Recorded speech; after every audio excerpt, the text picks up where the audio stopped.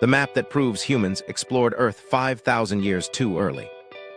Why does a 1513 map show coastlines nobody should have known for centuries? And why do some parts line up with modern charts far better than they should?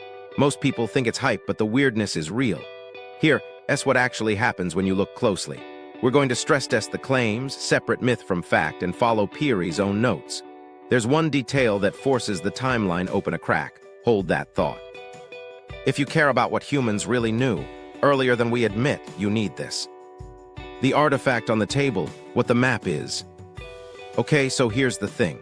Piri Reis wasn't a random scribe. He was an Ottoman admiral, a working navigator, and a compiler. In 1513, he assembled a world map on gazelle skin parchment and later presented it to Sultan Selim I after the Ottoman conquest of Egypt in 1517. Only a third survives today in the Topkapi Palace Museum. The Atlantic in the middle, with Europe and North Africa on the right, and the Americas on the left. The fragment also shows an extra southern landmass hugging the bottom. More on that later. Piri filled his map with notes in Ottoman Turkish. He says he compiled it from roughly 20 source maps and charts, Portuguese rudders, Arab maps, 8 Ptolemaic pieces, a chart attributed to Columbus, and others he doesn't name. That's the first key. He's not claiming invention, he's claiming curation. He pulled together pilot knowledge from several empires, some of it already old, some of it jealously guarded. What kind of map is it? It's a Portland-style chart, a pilot's tool, not a scholar's globe. You see compass roses scattered across the vellum and a spiderweb of windrow's lines radiating in 32 bearings. Those rumline networks are classic Mediterranean navigation tech, great for holding a constant bearing from cape to cape, less great for representing the whole world's curvature. There's no latitude, longitude grid drawn, no formal projection graticule, and almost no inland detail, because it wasn't meant to be a land survey. It was meant to help you not die at sea. Now, what does it get right? For its time, the South American coastline on Piri's fragment is surprisingly coherent. Brazil's bulge is there. Major river mouths show up near where you'd expect. Certain capes fall roughly where they should by latitude. The Caribbean, though, is a mess in places. Features of Cuba and Central America get fused together. Hispaniola borrows personality from Marco Polo's Japan, and island chains are exaggerated. That's a known Columbus-era artifact. Early pilots misidentified Cuba as a mainland and carried that error forward. In other words, we see fingerprints of specific source maps embedded in the collage. People get stuck on impossible accuracy, so let's be precise. In 1513, nobody had a reliable seagoing method for longitude. You could estimate latitude decently with the noon sun, a cross staff, or an astrolabe. But longitude was a headache until accurate chronometers in the 18th century. Without a clock, you fudge east-west distances. Portland's got around this by chaining bearings and distances from known capes and ports. Over short ranges, that works well. Over an ocean, distortions creep in. So when a 1513 compilation shows an extended coastline with fewer east-west distortions than you expect, you have to ask why. Piri gives a clue in his marginalia. Some sources were ancient maps, with no recent hands correcting them. That's vague but intriguing. Greek to Arab to Ottoman transmission, possibly. We know classical and medieval scholars measured Earth size, built star catalogs, and calculated latitude.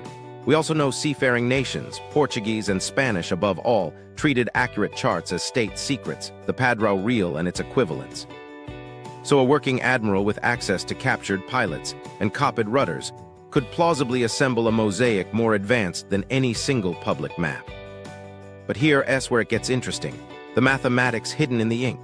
Even without a formal projection, portlands have a geometry, a consistent windrows network, a scale of leagues, a web of bearings. If Piri copied coastlines that were themselves derived from better baselines, reliable distances logged on repeat voyages, astronomical fixes on landfalls, then the collage could inherit that underlying structure. That's the central claim we'll test. Does the Piri fragment preserve a geometry beyond what 1513 methods alone produce? Let's calibrate expectations. A typical early 16th century Atlantic sheet nails the Mediterranean and West Africa, centuries of portolan refinement. It sketches a fairly convincing Brazil up to a point. Portuguese pilots were already coasting there. Then as you slide south or sweep around the bulges and bays of South America, shapes warp, compress, or yaw because longitude drift multiplies. The far south gets guessy, and the Caribbean carries Columbus's misreads. Piri's fragment does some of that, There are honest errors. The Amazon's bulge is oddly handled and some tapering looks off. But certain southern segments sit too neatly against modern coastlines to dismiss as luck, especially given the era. That's the itch researchers can't quite scratch. If the map is a copy, whose geometry is it copying? Remember, Piri wasn't just reading libraries, he was hunting intelligence. Ottoman fleets captured charts, interrogated pilots, and traded knowledge with North African corsairs. In that world, a cartographer admiral wasn't just drawing, he was synthesizing rival state secrets. So here's our plan. We'll walk through the 1513 longitude problem. We'll fit South America segment by segment, no cherry-picking. We'll tackle the Antarctica claim carefully with glaciology in hand. And we'll take Piri's source notes seriously without buying myths. If there's advanced mapping here, the clues sit in the alignments, in projection artifacts, and in the consistent errors only a shared template would create. Mapping without longitude, the 1513 problem. Here's what actually happens when you try to map an ocean in 1513. Latitude is doable, longitude bites you. Pilots could pin latitude with the noon sun using a cross staff or an astrolabe, or with Polaris when it was visible. East, west, though, you're estimating. Without a precise marine clock, which no one had until the 18th century, you can't convert time difference into degrees.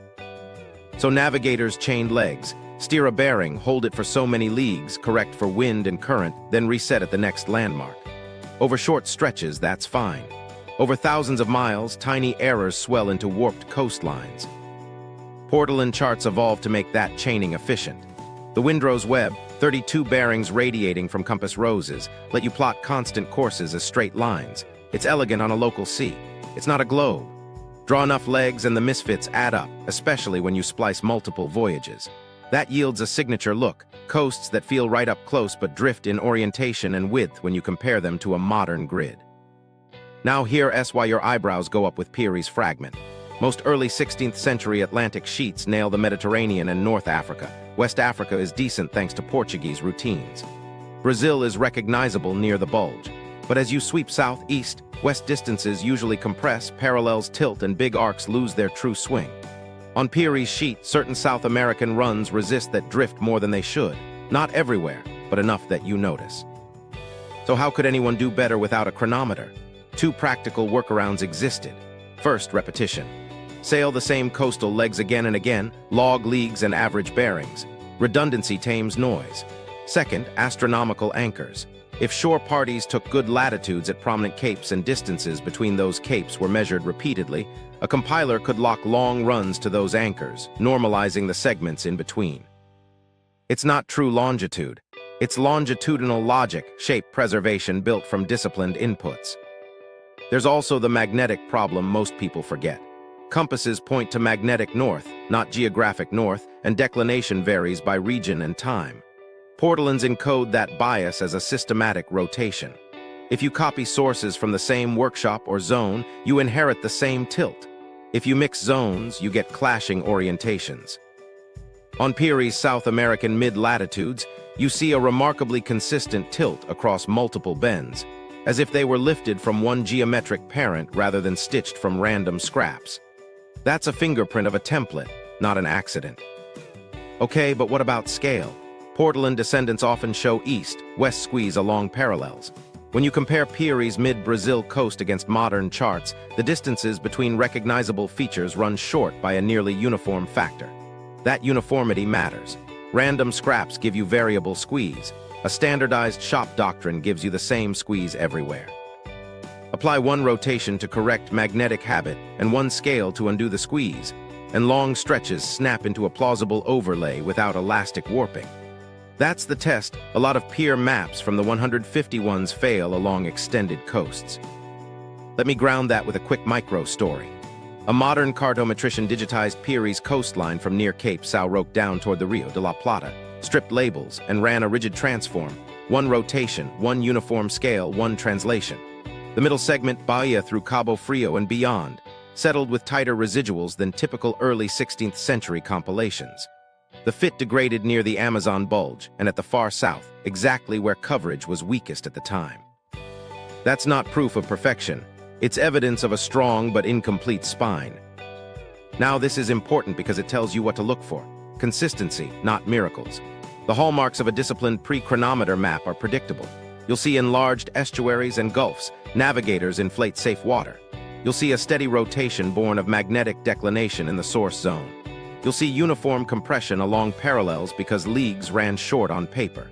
And you'll see error clustering at edges where survey density thins. Piri's fragment checks those boxes in the mid-latitudes. Everything changes when you add incentives. Portugal and Spain centralized their best data in crown atlases, the Padrão Real and the Padrão Real, and treated them as state secrets. Pilots, rudders, and soundings fed those offices. Journeyman chartmakers applied house corrections so copies shared a look. Same tilt, same scale, same exaggerations. Public maps lagged, operational sheets stayed locked away. If an Ottoman admiral with access to captured pilots and copied charts compiled a world sheet, he could inherit that hidden geometry without ever seeing the master atlas itself. You might be thinking, couldn't this just be good luck and artistic smoothing? Not with a single transform steadying hundreds of miles while preserving relative spacing between capes. You can fake a couple of capes by eye. You don't fake proportional inter-cape distances across 3 bends without a disciplined backbone underneath. So here's the working model for 1513. Latitude anchors from the sky, distance baselines from repeated coasting, bearings from a consistent magnetic habit, and a chart house smoothing overlaps into one spine. Piri didn't solve longitude. He didn't have to. He copied a geometry that behaves as if someone else had already done the heavy averaging, and that's exactly the kind of quiet advancement a monopoly would hide and a captured fragment would reveal. The South America fit test. All right, let's stop speculating and run the coastline like a navigator who has to make land by dusk. We're going to pick anchor points you can't fake by artistry. Prominent capes, unmistakable bays, and big river mouths that a 16th century pilot would log without hesitation. Then we'll force a rigid cartometric test. 1 rotation to correct magnetic era tilt. 1 uniform scale to address league compression. 1 translation to place it. No rubber sheet cheating. Anchor set 1, the Brazilian bulge. Lock Cape São Roque as the salient, then use the Reconcavo All Saints Bay near Salvador as the first deep indentation south, and Cabo de São Tomé/Cabo Frio as the southward swing markers. On the Piri fragment, those features appear in the right sequence and at plausible latitude spacing. When you apply a single rotation consistent with early 16th century declination in the South Atlantic, the mid-bulge shoreline sits down with fewer outliers than peer planispheres of the 151s. It's not pixel perfect, but the inter-cape distances compress by a nearly uniform factor, exactly what you'd expect from a standardized league scale, not a collage of random sketches. Anchor set 2, river mouths. We're not chasing tiny estuaries.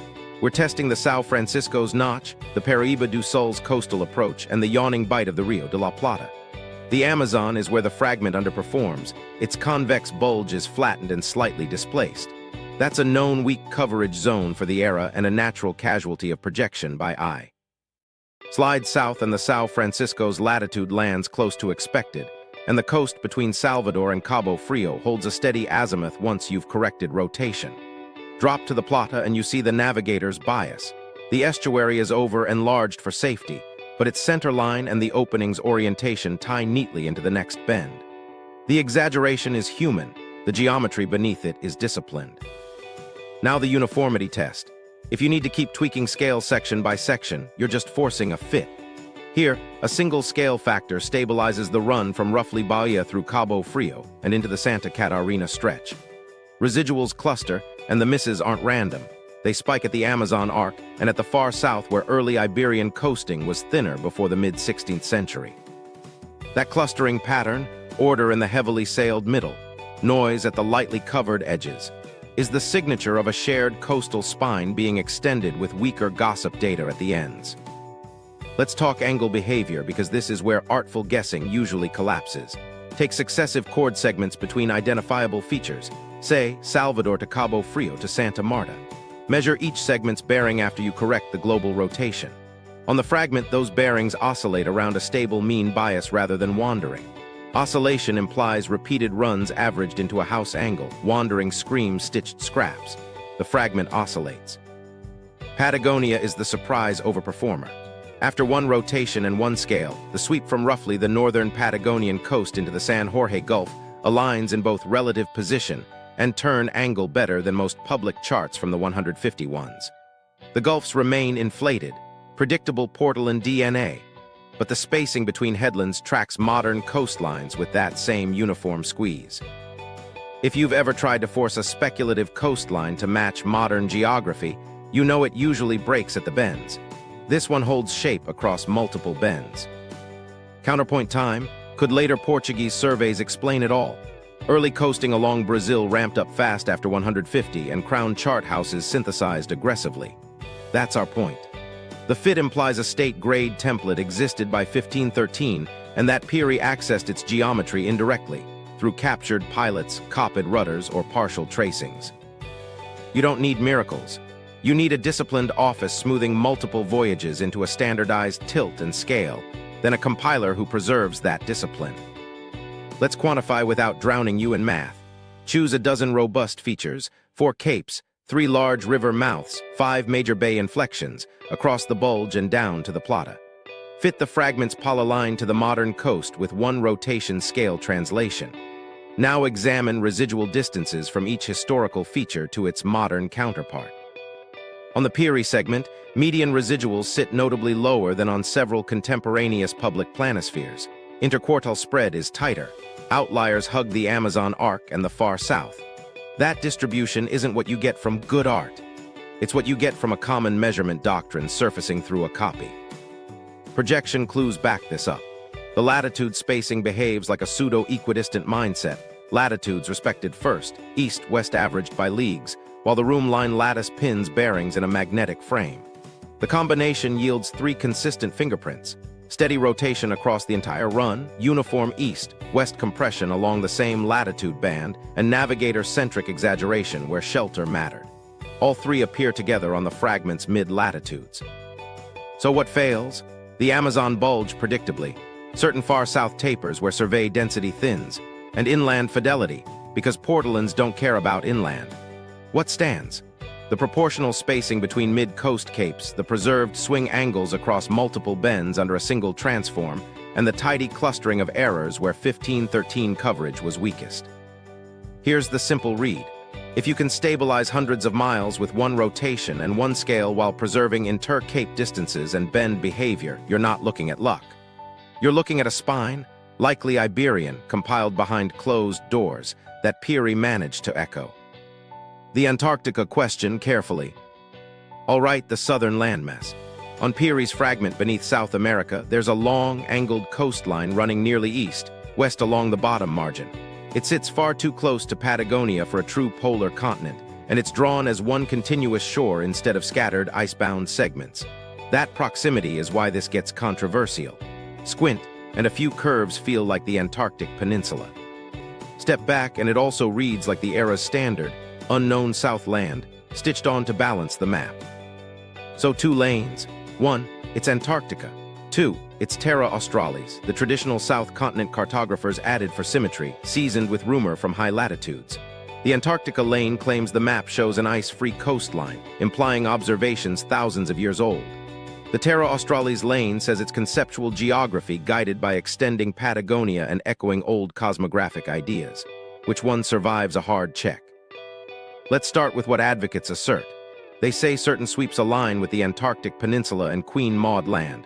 They cite a Cold War-era analysis that supposedly matched Piri's coast to sub-ice seismic profiles from the late 194s.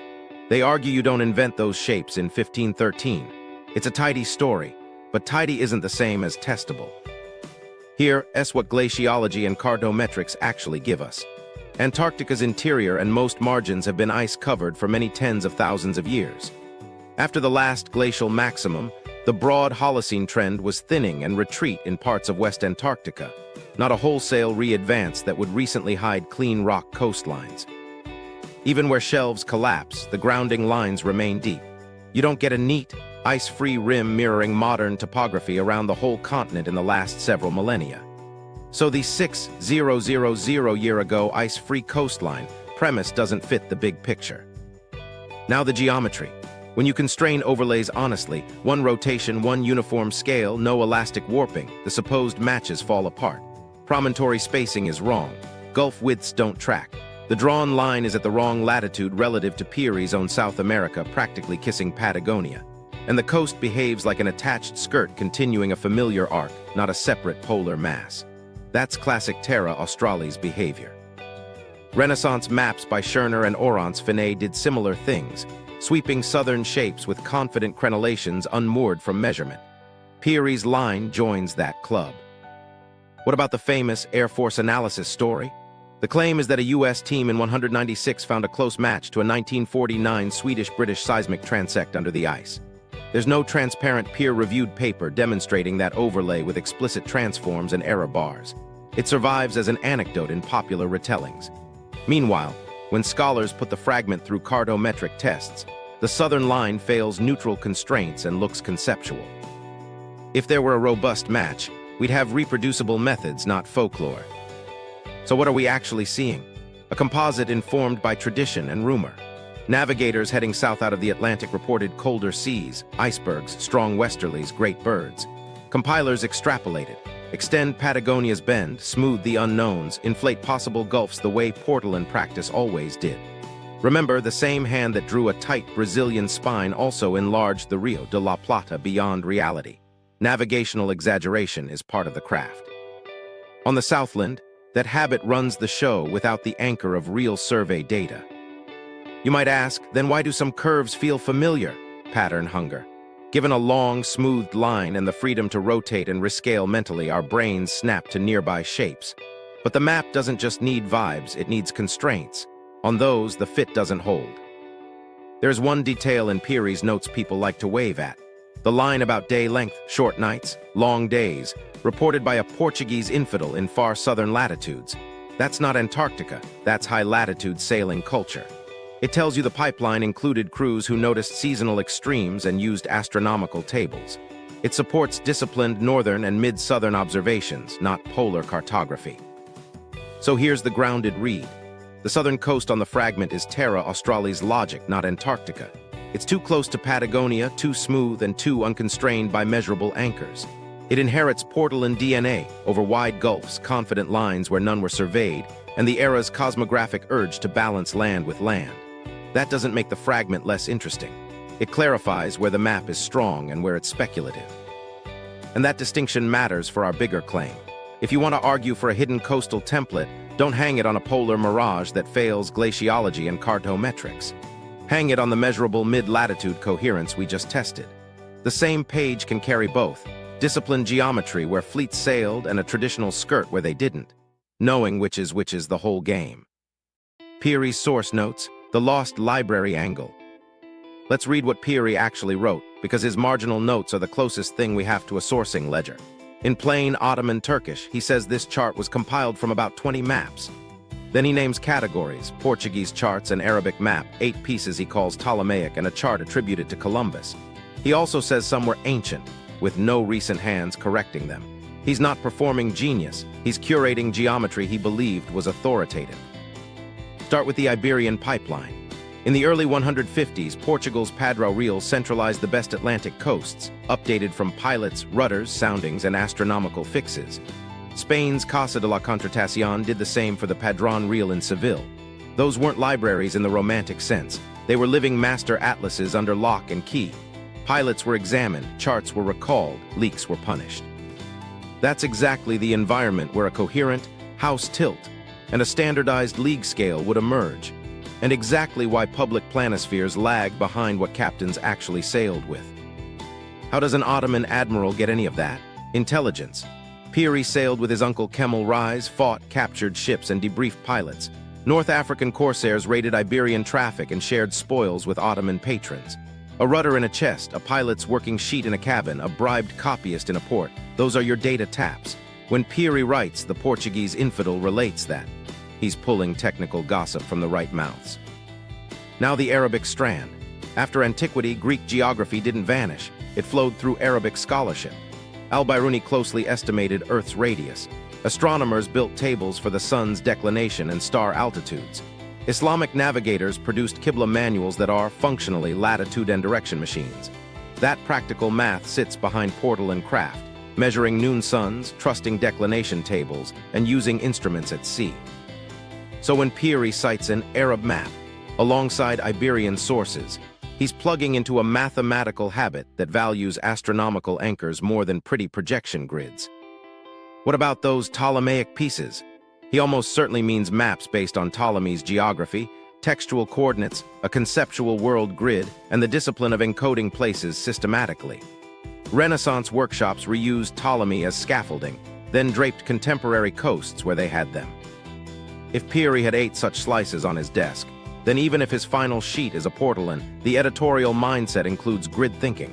Normalize to latitudes, preserve relative east, west by standardized leagues, and keep the rotation consistent across segments. That's exactly the behavior we're seeing in his mid-South American spine. Now Colombo. Piri explicitly claims a Columbus source for parts of the Caribbean, and the fragment carries the telltale errors scholars expect. Cuba fused into a mainland, Hispaniola echoing Japan from Marco Polo. That's good news for source stratigraphy. It means we can separate zones. Where Columbus fingerprints appear, expect Caribbean confusion. Where they don't, other sources dominate. The South American mid-latitudes don't carry Columbus's specific muddles. They carry a steady tilt and uniform compression consistent with an Iberian crown template. 2 different layers, 2 different behaviors on one sheet. Let's address the ancient maps phrase that fuels so many myths. He doesn't say Alexandria. He says old, and that no recent hand corrected them. In 1513, old could mean late medieval or early Renaissance pieces circulating in pilot communities or earlier style charts copied into Arabic map culture. The key for us isn't age, it's authority. A compiler who believes a source is authoritative will avoid fixing its geometry. That restraint preserves the source's systematic quirks, rotation, scale, estuary exaggeration, through copies. That's how a hidden template leaves fingerprints without leaving its body. Transmission is messy, but patterns survive. If multiple charts descend from the same workshop doctrine, they repeat quirks. Same magnetic era tilt, similar east-west squeeze, same habit of inflating safe gulfs. We see those on Piri's mid-latitudes and on later Ottoman tracings that likely echo Iberian linework. That's not magic. That's shop-style traveling across borders via spies, wrecks, and renegade pilots. Here, where the lost library idea gets realistic. We don't need a mythical vault of perfect world maps. We need a few practical repositories. Crown atlases in Lisbon and Seville, pilot rutters in captains' chests, and Arabic tables and instruments in coastal cities now under Ottoman control after 1517. Fold those together in a naval bureau that knows math and respects latitudes. And a compiler like Piri can inherit a spine that looks too good to us only because the master sheet stayed secret and later burned. One more breadcrumb from his notes, mentions of extreme day length in far southern waters. That's observational astronomy embedded in seamanship. Long days, short nights. Exactly the kind of noticing that produces reliable latitude anchors at capes. Those anchors, plus repeated league counts, are enough to keep shape over long arcs without a chronometer. That's the quiet engine under his better segments. So the lost library isn't one place. It's a braided pipeline. Greek geometry, right arrow, Arabic astronomy, right arrow, Iberian synthesis, right arrow, Ottoman compilation. Each braid contributes discipline. Together, they explain why a single Ottoman fragment from 1513 can carry mid-latitude geometry that outperforms most public peers, and why the same sheet still falls back on Terra Australis where the pipeline ran dry. Requirements for a world-grade map. To judge whether Piri could have inherited real precision, we've got to define what world-grade mapping actually takes. Strip the romance out. It's 3 pillars working together: trustworthy baselines, repeatable latitude, and a workaround for longitude that preserves shape over distance. Miss anyone, and your coastline looks fine up close but collapses across hundreds of miles. Baselines first. On land, surveyors build a precise base, chains measured ground, then triangulate across hills and valleys. At sea, your chain is a log line in water and your angles come from a compass and the sky. That means you don't get one pristine distance, you get many noisy ones. The only way to build a baseline at sea is repetition. Sail the same legs in different seasons, log leagues, track currents, and average everything in a workshop that standardizes the league. Add shore teams shooting the noon sun at key capes so sea legs lock onto fixed latitudes. That's how you turn messy voyages into a stable distance spine. Latitude is the friend here. By the early 150s, pilots could hit latitude within tens of nautical miles using a cross-staff, an astrolabe, or a quadrant, paired with declination tables for the sun and star heights when visible. The trick wasn't taking one reading, it was making latitudes repeatable across ships and time. That's a culture problem: training, tables, and habit. The Mediterranean portalan tradition had that culture. The Atlantic stretched it but didn't break it. Longitude is the problem child. No ship carried a clock good enough to keep time through storms until the 18th century. So you build longitudinal logic instead of true longitude. You tie the coast at anchored latitudes, then measure the distances between those anchors by leagues and bearings again and again until the averages settle. In the chart house, you smooth those segments with one consistent magnetic era rotation and one uniform scale so the chain preserves shape. It's not a graticule. It's a disciplined approximation that resists drift if your inputs are dense. Now, instruments and data. You need a compass you trust with a known local bias. You need tables, solar declination by day, star altitudes, basic refraction corrections. You need log lines and sandglasses for speed, backed by dead reckoning and course corrections. You need soundings, depths, and bottom types to confirm proximity when coasting, which constrains how far your line could have wandered. And you need rudders that record all this in boring detail. Bearings, estimated leagues, currents, shoals, landmarks, freshwater. The map doesn't exist without the paperwork underneath. Then the workshop. Pilots at sea create data. Chart houses create geometry. That means standardized leagues, how many to a degree in practice, house corrections for magnetic declination, and an editorial doctrine that keeps the same tilt and squeeze across the whole coast. Public planispheres could be decorative. Crown atlases were operational. In Portugal and Spain, those sat behind doors, the Padrão Real and the Padrão Real. Copies to captains were partial and recalled. That's where a coherent spine, one rotation, one scale, consistent exaggerations, gets baked in. What accuracy thresholds would leave the fingerprints we've seen? Try this. Latitude anchors at prominent capes within about 20 nautical miles. Inter-cape distances measured repeatedly within 5 to 10%. Bearings logged with a stable compass habit so rotation error is consistent. Overlap between legs so outliers can be thrown out. And enough shore shots to stop drift from accumulating. Feed that to a disciplined office, and you get a coastline whose midsections hold together under a single transform, while edges fray exactly where coverage thins. Projection thinking matters, even if it's informal. You don't need a printed graticule to behave like you respect latitudes first and average east, west next. A pseudo-equidistant mindset, fix north, south spacing, compress east, west by a uniform factor, paired with a room line lattice anchored to magnetic bearings will create the 3 fingerprints we flagged. Steady rotation, uniform parallel squeeze, and enlarged gulfs where shelter matters. That's not magic. That's method surfacing through craft. Secrecy explains the rest. When charts are state weapons, the best geometry lives in the vault. Operational sheets get used, worn, and replaced. Fires, recalls, and routine purges erase the trail. What survives in public collections are presentation pieces, apprentices, tracings, and leaks. So when a fragment like Piri's preserves a mid-latitude spine that stabilizes under one rotation and scale, it looks anachronistic only because the matching crown templates didn't survive, or never left the office. Finally, incentives. Better maps shorten voyages, save ships, and win cargoes. That funds repetition, season-by-season reruns, and shore parties shooting suns at pre-picked capes. A compiler doesn't need to invent anything. He needs to respect the best sources, normalize them to one magnetic habit, one league standard, and not fix what already works. Do that, and your coastline will look too good to outsiders and perfectly ordinary to the pilots who lived on that spine. That's the bar a world-grade map has to clear, and the bar Piri's mid-South American run keeps brushing against. The ancient tech hypotheses, plausible vs wild. Let's line up the explanations from boring, but likely to flashy but fragile, and see which ones still stand when you push on them. First, the sober lane. Cumulative Islamic astronomy plus Iberian pilotage plus crown synthesis plus Ottoman compilation. Mechanism looks like this. Portuguese and Spanish chart houses, Lisbon's Padrão Real and Seville's Padrão Real, vacuum up rudders, soundings, noon sun latitudes, and repeated league counts. In the back room, editors apply a house correction for magnetic declination, lock capes to latitudes from trustworthy tables, and average inter-cape distances across seasons. That yields a spine with one consistent tilt, 1-league standard and predictable exaggerations at estuaries. Pilots carry partial copies, the master stays locked. An Ottoman admiral captures pilots and charts, respects the best sources, and copies that geometry onto gazelle skin. That model explains the mid-latitude consistency, the uniform compression, the oscillating bearings around a mean, and the patchy edges where coverage was thin.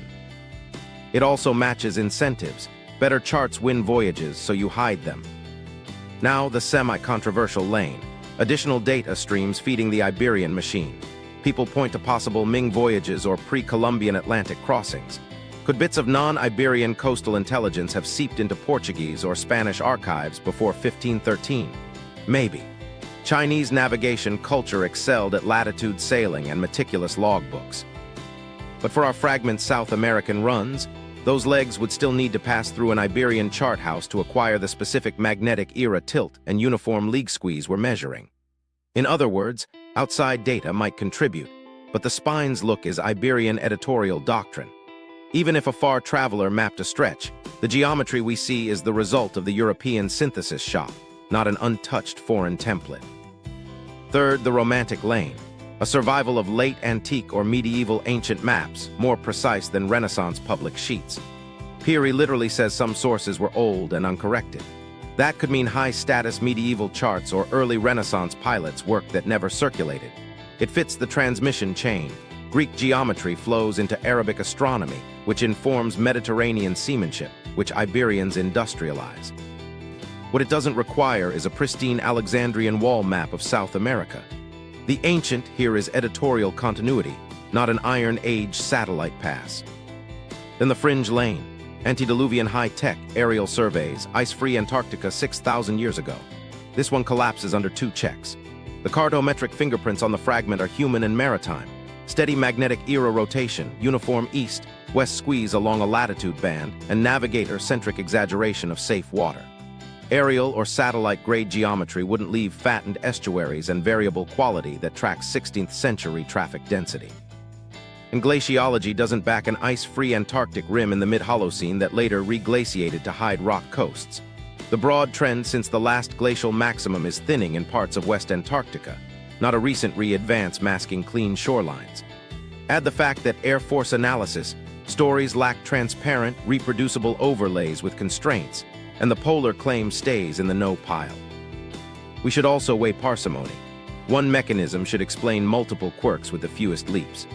Iberian crown synthesis plus Islamic astronomical habit plus Ottoman compilation accounts for the mid-coast snap under a single transform, the repeatable tilt across separate charts, the Caribbean's Columbus-derived mistakes, and the Terra Australis skirt where data run out.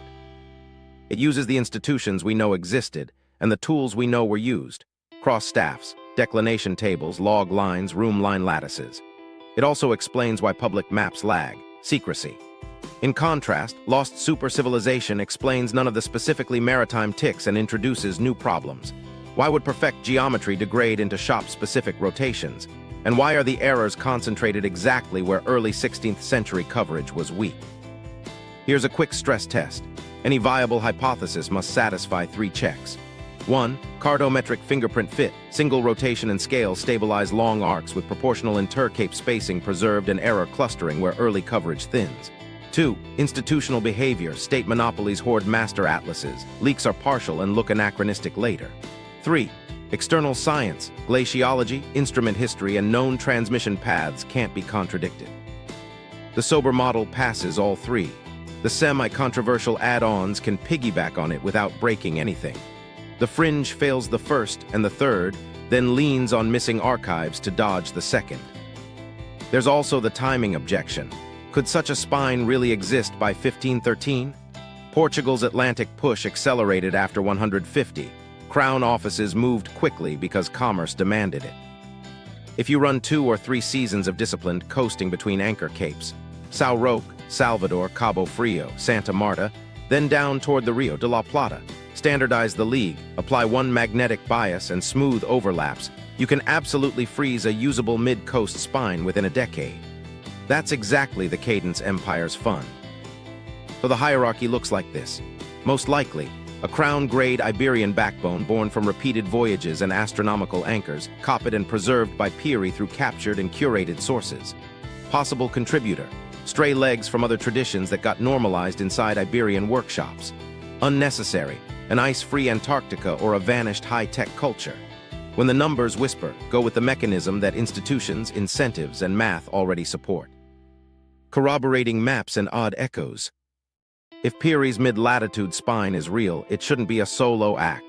You'd expect echoes, other sheets carrying the same tilt, the same squeeze, the same navigator habits, even when the artistry changes. And that's exactly what starts showing up once you look with constraints instead of vibes. Start with Johann Scherner's early 16th century globes. They flaunt a huge Terra Australis sweeping under the Atlantic. No, it's not Antarctica, but watch the geometry. The southern sweep mirrors the curvature of Patagonia like an echo, continuity by aesthetic logic. That's the same extend the familiar instinct we saw on Piri's southern skirt. Where measurement thins, cosmography fills in with rhetorical curves. Different workshop, same habit. Now jump to Orance Finet's 1531 Quartiform World Map. Finet draws a theatrical southland with pretty crenellations, rivers, and mountains. Strip the decoration and force a single rotation and scale against real Antarctic coasts. Promontory spacing fails, gulf widths don't track, and the whole thing sits too close to South America. It behaves like Piri's Southland. Conceptual symmetry plus portal and DNA, over wide bays, smooth unknowns, without measured anchors. That's two independent makers repeating the same southern logic. Echo, not evidence. But the mid-latitudes tell a different story. In several Portuguese and Spanish planispheres from the 152s, the Brazil outline between Salvador and Cabo Frio shows the same uniform east-west compression we measured on Piri, paired with a steady magnetic era rotation. When you digitize those stretches and run the same rigid transform, one rotation, one scale, they settle with similar residual patterns, tight in the busy middle, noisy near the Amazon and the deep south. That consistency across state-aligned shops screams shared doctrine. Standardized leagues, house declination, averaged legs. It's the bones of a template surfacing through different hands. Look at later Ottoman derivatives. Copies associated with the Haji Ahmed tradition, decades after 1513, still carry Iberian-style Atlantic geometry in the same bands, tilt and squeeze intact while improvising around the margins. That's transmission. The workshop bias isn't a one-off, it's a traveling fingerprint. Different empire, same spine behavior. Here's a quieter echo most people miss. Mid-16th century European school atlases sometimes include simplified coastal tracings to teach projection. A few of those plates reproduce the Brazil coast with a faint, consistent east-west shortfall relative to modern geography and a rotation that matches early Atlantic declination habits. These aren't navigational charts, they're teaching tools. Yet the inherited distortions persist because the exemplar the engraver traced carried them. When a non-navigational copy conserves the same tilt and squeeze, you're looking at workshop geometry leaking into pedagogy. Let's talk gulfs and estuaries. Across Piri, Iberian planispheres, and several anonymous Portoland-style sheets, the Rio de la Plata, Tuduz a Santos Bay, and the San Jorge Gulf repeatedly appear over enlarged relative to adjacent runs, but in proportion to one another. That's a mariner's exaggeration, inflates safe water and big openings, applied consistently. When a bias repeats, it's doctrine, not coincidence. It also helps explain why the mid-coast fits hold under one transform. The same exaggeration rules were used upstream in the synthesis shop. What about outright misreads? The Caribbean fusions, Cuba glued to a mainland, Hispaniola masquerading as Japan, pop up on Piri and on several European sheets clearly influenced by a Colombian prototype. That's great news for stratigraphy. It means we can tag zones by error family. Where Columbus fingerprints appear, we expect confusion. Where they're absent but the Iberian tilt and league squeeze persist, we're likely riding the crown spine. Multiple maps carrying the same mistake in one region and the same disciplined geometry in another is exactly what a composite pipeline would generate. Patagonia gives us a sharper test. On a handful of 152's Portuguese charts, the swing into the San Jorge Gulf tracks modern bearings with that same uniform compression seen on Piri. Run the rigid overlay and the turn angles oscillate around a mean bias rather than drifting. Independent charts, same oscillation. That behavior, averaged legs, not stitched guesses, points back to an internal template used repeatedly. Even the compass roses help. The room line webs on different sheets anchor to slightly different magnetic habits, but within the Atlantic South American band, you keep finding a narrow rotation range. That only happens if compilers lean on the same correction tables or copy geometry already corrected. The odds of unrelated artists landing on the same tilt by eye across hundreds of miles are slim. The odds of shops applying the same declination habit because they share a doctrine are high. One more odd echo. Venetian and Genoese commercial atlases with partial Atlantic inserts often show mile scales that, when back calculated against capes on Brazil, imply a league standard that undershoots modern distances by nearly the same factor we had to undo on Piri. When your scale error matches across cities and decades, you're not looking at random shrinkage. You're seeing a calibrated, if imperfect, house league echoing through copies. Pull the thread and the pattern is boring in the best way. Where fleets actually sailed, multiple makers, Portuguese, Spanish, Ottoman, repeat the same mid-latitude geometry. Steady tilt, uniform squeeze, proportional spacing, and mariner exaggerations in all the predictable places. Where nobody had data, they all grab the same Terra Australis brush and extend Patagonia into a skirt. That's the signature of a hidden coastal template and a shared editorial doctrine, not a miracle.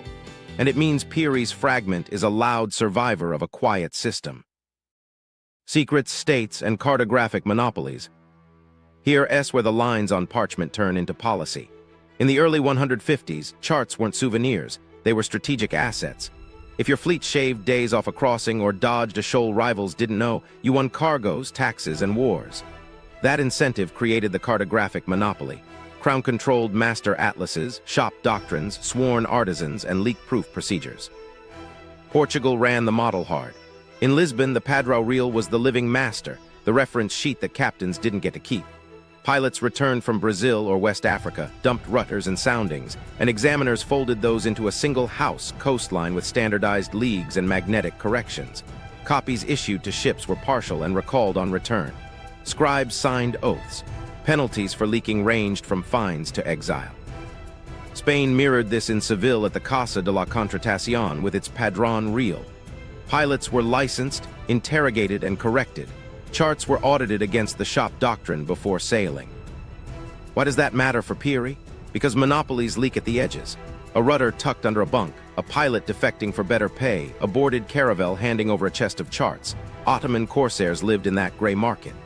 Kemal Reis and his crews captured ships, interrogated navigators, and sold intelligence up the chain. Piri was the kind of compiler who could strip the gossip away, spot the shop tilt and league scale, and transplant the geometry. He didn't need the Lisbon master. He needed enough fragments drawn to the same doctrine to reconstruct long runs with the right rotation and squeeze. Secrecy also explains the patchwork we saw earlier. Inside the vault, the mid-South American spine may have been stable by 1513. Outside, public planispheres still lagged or smoothed.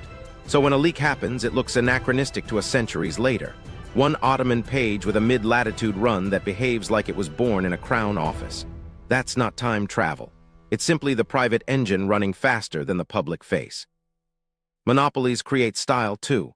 A shop league standard, how many leagues they treated as a degree, bakes a uniform east-west compression into every copy. A house magnetic correction bakes a consistent rotation. Repeated estuary exaggerations, Rio de la Plata puffed up, to-dos Os Santos Bay fat, signal the mariner's bias embedded in the editorial layer. When the same package of quirks shows up across Portuguese, Spanish, and Ottoman derivatives, you're looking at doctrine migrating through capture and copying. There's another layer few people like to touch: deliberate noise. State shops occasionally salted export charts with traps, shift an island, invent a shoal, so that rivals copying blindly would run aground while trained pilots knew the correction from memory. If you see a misplacement repeating in non-state maps but quietly absent or corrected in crown-aligned ones, that's sabotage doing its job. Piri's Caribbean zone carries classic Columbus-era fusions. His South American mid-coast carries disciplined spacing and tilt. That mix screams selective inheritance, rumor and error where the monopoly let it leak, coherent spine where something closer to the master slipped out. Now, how did the Ottomans absorb this? After 1517, they controlled Egypt, a hub for instruments, tables, and scholars. That intellectual infrastructure matters. A compiler with access to better astronomical tables and trained mathematicians can normalize foreign fragments without breaking their geometry. You still see the Iberian tilt because you respect the input. You still get uniform league squeeze because you don't rescale section by section. The receiving office's skill keeps the foreign spine intact.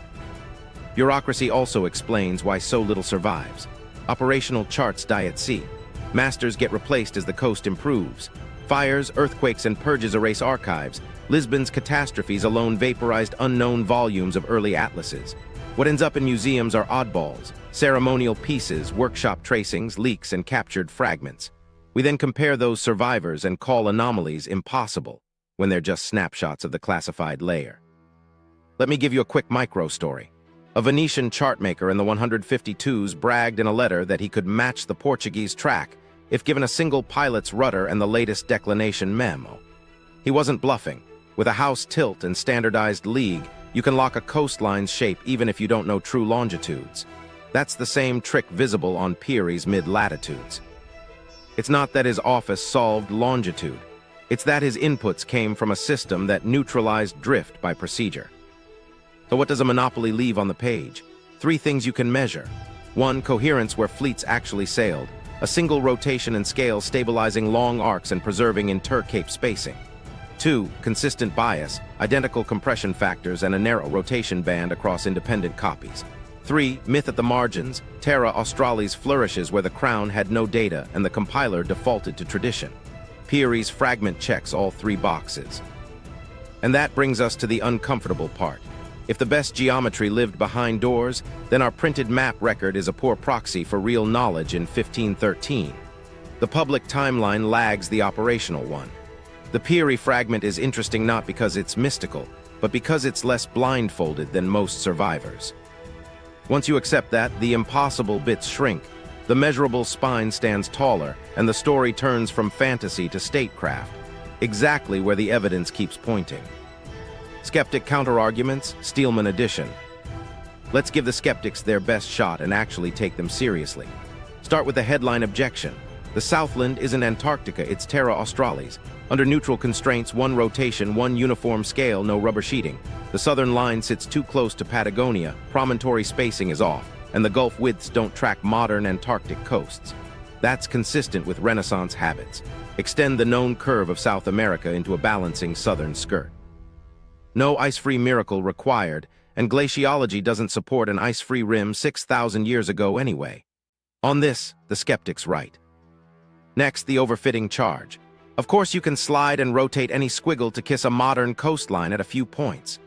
Fair criticism, so we set rules. 1 rotation to correct magnetic era tilt, 1 uniform scale to address league compression, 1 translation to place it. We anchor only on invariants, major capes, unmistakable bays, big river mouths, and then look at residuals.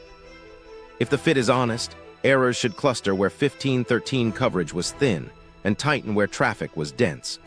On the Piri segment from Bahia through Cabo Frio into Santa Catarina, that's what happens. Residuals drop in the mid-latitudes and flare at the Amazon arc and far south. That pattern is hard to fake with artistry alone. Projection purists press a good point.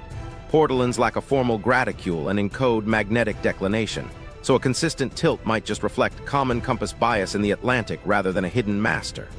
True declination fields create rotation. But then ask, why does the same rotation band and the same uniform east-west squeeze repeat across independent Iberian and Ottoman derivatives on the exact same stretches? Similar magnetic zones explain part of it. Shop doctrine explains the rest. A Crown office standardizes the league, applies a house declination, and averages runs. When that package reappears on foreign copies, you're likely seeing transmission from a template, not coincidental hand drawing. What about the Caribbean mess? Cuba glued to a mainland, Hispaniola echoing Japan? Skeptics say those obvious errors prove ordinary sources. Agreed. The map is a collage and Piri says so. The significance is that every region is advanced. It's that the South American mid-coast behaves like it descends from a disciplined spine while the Caribbean carries Columbus's fusions. Different zones, different parents. That's exactly what a compiler's stratigraphy would leave. Timing is another hard push. Could Portugal and Spain really synthesize a clean South American backbone by 1513? The skeptic's answer is yes. Intensive Brazilian coasting began after 150. Crown chart houses, the Padrão Real in Lisbon and the Padrão Real in Seville, were designed to ingest rudders rapidly, normalize leagues, and correct angles. State secrecy explains why public planispheres lag while an Ottoman composite may look ahead. That actually supports the sober model. Crown synthesis fast, public release slow, leaks sporadic. Then there's the legendary Air Force analysis from 196 that supposedly matched Piri's Southland to a 1949 seismic profile. Skeptics say there's no transparent, peer-reviewed overlay with methods and error bars. They're right. Without a published, reproducible transform, one rotation, one scale, explicit landmarks, that claim sits in the anecdote pile. Meanwhile, cartometric tests that are documented keep failing to stabilize the southern line under neutral constraints. Verdict: Antarctica claim rejected. A stronger skeptic angle hits our fits. You're still cherry-picking. The safeguard is declaring constraints up front and testing across multiple independent map lineages. When the same single transform stability appears on Portuguese planispheres of the 152s, on later Ottoman tracings, and on simplified teaching plates, all in the Bahia to Cabo Frio band, you've moved past a one-off. That's coherence across workshops, not a lucky overlay. Another fair objection: magnetic declination varies over time. If sources span different years and zones, shouldn't their tilts clash? Exactly, which is why consistent tilt across adjoining segments implies a common correction doctrine upstream. Mixed sources with different declinations should produce kinks. Instead, you get a steady rotation through multiple bends in the mid-latitudes. That's shop normalization, what a crown atlas is for. They'll also ask, if the spine is so good, why is the Amazon wrong? Coverage density. Early 16th century surveying around the Amazon was sparse. The bulge is notoriously underdefined in contemporaneous charts. A strong template with weak ends yields tight midsections and mushy margins. That's what we see. If the whole thing were a miracle or a mess, the error distribution wouldn't split right where traffic density drops. Finally, the extraordinary claims filter. The skeptic demands we drop talk of prehistory, aerial surveys, or ice-free poles. Done. The mid-latitude signal doesn't need miracles. It needs a bureaucracy. Repeated coastal legs, standardized leagues, latitudes at capes, magnetic era correction, and a compiler who doesn't fix what's already consistent. That matches institutions we can name, methods we can describe, and incentives we can prove. So what survives the Steelman? Three things. 1. Antarctica on Piri is not Antarctica. Terra Australis logic wins under constraint. 2. The South American midcoast carries a measurable, single transform coherence that exceeds what a naive collage predicts, with residuals clustering exactly where early coverage thinned. 3. The best explanation is crown synthesis plus transmission. An Iberian backbone normalized in-house, echoed by Piri through captured pilots and copied charts. No Star Kings. Just a hidden workshop doing its job faster than the public maps could admit. The one detail that won't go away. Here's the detail that keeps refusing to sit quietly.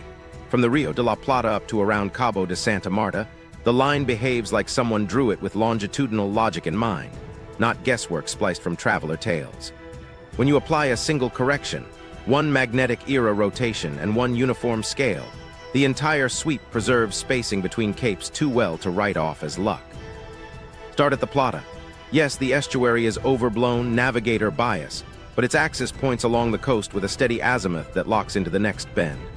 Slide north past the modern Santa Catarina region, and you still see that same proportional spacing between distinctive points, even after a rigid fit. That's the tell. Angles are easy to flatter by eye. Inter-cape distances staying proportional across multiple bends are hard to fake without disciplined inputs. Watch the bearings between major chords after you correct the global tilt. They don't wander like stitched scraps. They oscillate around a mean. Oscillation is what you get when different voyages run the same legs in different seasons, and a shop averages them. Wandering is what you get when a compiler tapes together mismatched sketches. This arc oscillates. Now tie it back to source behavior. Piri's margin note about old maps with no recent hands correcting them reads like an admission of restraint. Copy the authoritative geometry, don't fix it.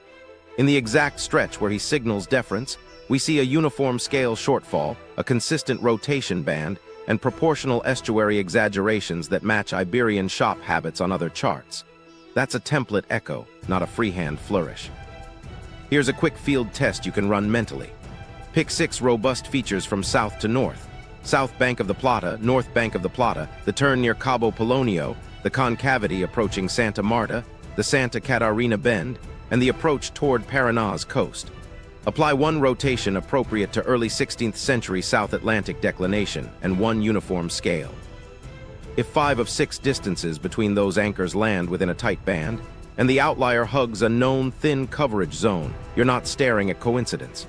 You're seeing shop doctrine surface, standardized leagues, a house magnetic correction, and averaged legs. There's also the day-length note in Piri's text, the one about extreme southern latitudes where daylight stretches and shrinks.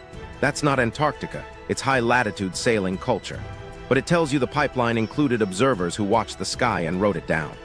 Those same crews take noon suns at capes, build reliable latitudes, and hand compilers the anchors needed to keep shape over distance. That culture shows up in the geometry. Skeptics will say declination alone could standardize rotation. Sure, partly. But declination fields aren't identical across years and zones, and mixed sources should produce kinks. Instead, the tilt holds through multiple bends and the compression factor stays uniform.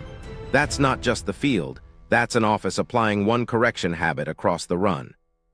When later Portuguese and Ottoman derivatives show the same tilt and the same squeeze over the same stretch, you're looking at a shared backbone, not convergent doodling. Another subtle metric, cumulative course angle, integrate the bearing along length and track how the line drifts. A patched collage tends to accumulate bias and slide. An averaged spine breathes in small arcs around a baseline. This section breathes. It doesn't slip away. That breathing pattern is the operational rhythm of repeated coasting, not a painterly guess. And the estuary rule keeps shouting. The Rio de la Plata is big and exaggerated. Todos os Santos Bay up the coast is puffed but proportionate, and intermediate inlets scale in the same direction.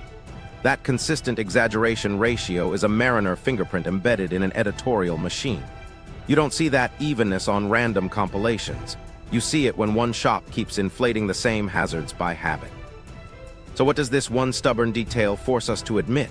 By 1513, someone, almost certainly an Iberian crown office, had already smoothed multiple South American runs into a coherent coastal spine with a single magnetic habit and a standardized league. Piri's fragment didn't invent that geometry. It preserved it. The Plata to Santa Marta arc is where the mask slips, the monopoly peeks through, and the romantic story gives way to a bureaucratic reality. A hidden workshop, a disciplined template, and a compiler who knew when not to meddle. Rewriting the timeline, what the evidence implies. So what does a measurable spine on a 1513 fragment actually change? First, it resets the pace. We picture discovery as voyage, then public map, then refinement. The spine says the order was voyage, secret intake, internal synthesis, operational use, and only then a curated public reveal. That means coherent South American geometry likely sat inside the Padrão Real, and the Padrão Real years before most printed planispheres admitted it. Public history lags operational reality. Second, it upgrades bureaucracy from background noise to main character. We love loan names, Columbus, Vespucci, Magellan. But the geometry we just traced looks like the work of clerks, pilots, examiners, and chart house editors grinding through logs. Repeated legs, standardized leagues, a house magnetic correction, and shore shots at capes. That's process, not heroics. The timeline bends where the process lives, in rooms we don't romanticize and archives that didn't survive. Third, it narrows what advanced really meant in the early 150s. You didn't need true longitude. You needed a system that prevented drift from accumulating. Latitudes at anchor capes within tens of nautical miles, intercape distances averaged to a steady league, bearings corrected to one shop tilt. Stack those and shape persists. That's enough to make a 1513 composite look too good to us while being entirely plausible to them. Fourth, it explains the anachronism problem without conspiracy. If Crown offices synthesized by, say, 151-1513, but public engravers didn't get clean tracings for another decade, then any leak, like an Ottoman compilation that copied disciplined runs, will appear ahead of its class. The artifact isn't time traveling, it's just less censored than its neighbors. Fires, recalls, and routine replacements do the rest. Lisbon's disasters alone can account for missing master sheets. Fifth, it reframes where to look for corroboration. Stop chasing spectacles like ice-free Antarctica. Start hunting quiet consistencies, a recurring rotation band across independent charts, a uniform east-west shortfall in the same latitude zone, the same estuary exaggeration ratios repeating between shops. Those are the breadcrumbs a lost workshop leaves. When you find them, you're not proving a myth, you're mapping a pipeline. Sixth, it shifts the firsts we care about. The first landfall is one date. The first internally consistent, averaged coastal run locked to latitudes is another. With a spine this stable, Iberian offices likely had an operational Brazil and Patagonia chain early in the 151s, even as public maps still argued about islands versus mainland. The working coastline existed before the coffee table coastline. Seventh, it forces a different reading of Piri's notes. His ancient maps, line stops being a ticket to Alexandria and becomes an editorial stance. Don't correct sources the shop already trusts. That restraint is why the same rotation and compression survive his collage. He wasn't polishing the geometry into modernity, he was protecting it from over-editing. Eighth, it clarifies why the Southland remains fantasy while the mid-latitudes sing. Where the pipeline had data, busy coasts, repeat legs, you get the single transform snap. Where it didn't, compilers fell back on Terra Australis symmetry. The same page carries both because the system was uneven by design. Fund what feeds voyages, decorate the voids. That split is a policy artifact, not a paradox. Ninth, it invites a practical research program. Treat the spine as a real, missing document and triangulate it from echoes. Digitize Brazil to Santa Catarina segments across Iberian and Ottoman families. Enforce one rotation, one scale fits, and compare residual patterns. Cross-check league standards implied by mile scales. Track declination habits by rotation bands. The more the same numbers repeat, the sharper the workshop's silhouette gets. 10th, it expands the cast of contributors without leaning on fantasies. Greek geodesy sets the conceptual table. Arabic astronomy keeps latitude work alive and practical. Iberian offices industrialize synthesis and secrecy. Ottoman compilers inherit and normalize without breaking the geometry. You don't need a vanished superculture. You need a chain of competent, motivated institutions passing techniques forward. And finally, it changes how we tell the story. The Piri fragment isn't proof humans explored Earth 5,000 years too early. It's proof the 16th century moved faster and more quietly than our surviving public maps suggest. When charts are weapons, the best ones don't get printed. They get used, guarded, and replaced. Every so often, one leaks.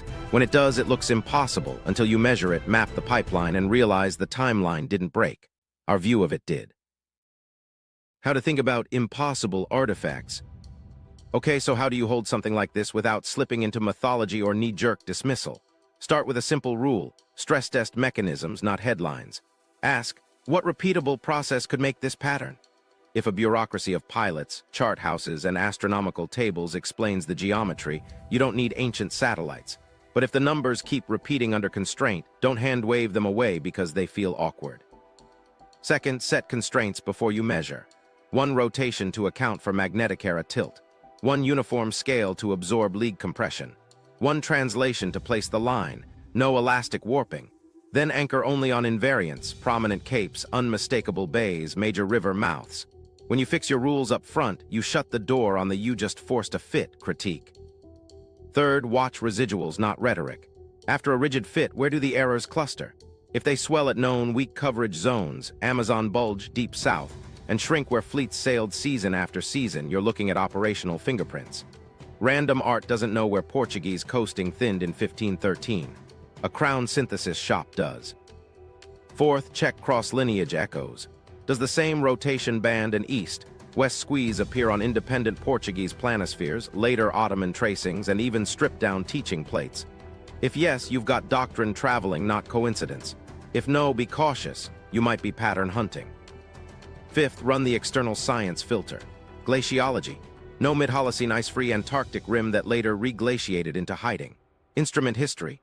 No reliable seagoing longitude until the 18th century, but strong latitude culture long before. Portal and craft. Rumline webs anchored to magnetic bearings, not a graticule. If a claim fights those, it goes in the myth bin. Sixth, map incentives. Who benefited from accuracy? Iberian crowns and their monopolies. Who benefited from secrecy? The same offices that ran the Padrão Real and the Padrão Real. Who had access to leaks? Ottoman admirals working with corsairs. When incentives line up with a plausible pipeline, prefer that over romance. 7th, separate signal from spotlight. Antarctica claims grab attention, but they crumble under constrained overlays and polar science. The mid-latitude spine looks boring until you measure it, then it's the loudest thing on the page. Viral stories love spectacle, good analysis follows the math. 8th, adopt layered causality. Big outcomes often come from simple parts stacked. Repeated legs, standardized leagues, house declination corrections, shore shots at capes, and a compiler who doesn't over-edit. None of that is exotic. Together, it yields coastlines that hold shape under one transform for hundreds of miles. 9th, respect absence without worshipping it. Working master charts died at sea, burned in city fires, or never left crown vaults. The survival bias is brutal. A fragment that looks too good might simply be less censored. Don't use missing archives to invent alien tech. Do use them to explain why a leak seems anachronistic. 10th, read microfingerprints, not macro mysteries. Consistent estuary exaggeration ratios across regions. Bearings that oscillate around a mean rather than wander. Cumulative course angles that breathe instead of drifting away. These tiny habits carry the weight of a workshop much more reliably than any single dramatic curve on a southern skirt. 11th, timebox your imagination. If a phenomenon can be produced in a decade of funded coasting runs, a disciplined office, and access to Arabic astronomical tables, that's the default. Save ancient supercultures for when the local tools fail every test. Here, they don't. 12th, audit every authority with method demands. If someone cites a 196 Air Force analysis, ask for the exact landmarks, the rotation and scale applied, and error bars. No transparent method, no claim. 13th, keep the 30-second self-check for attention and clarity. If you sense drift, drop a quick demonstration. One rotation, one scale, anchors at capes, residuals tighten mid-coast, flare at Amazon. That reminds you and your listener what's real. Finally, hold humility and curiosity at the same time. You'll be tempted to sand off anomalies or dramatize them. Resist both. Let measured patterns live, retire dead myths, and widen the story just enough to fit the evidence. Then ask the next better question.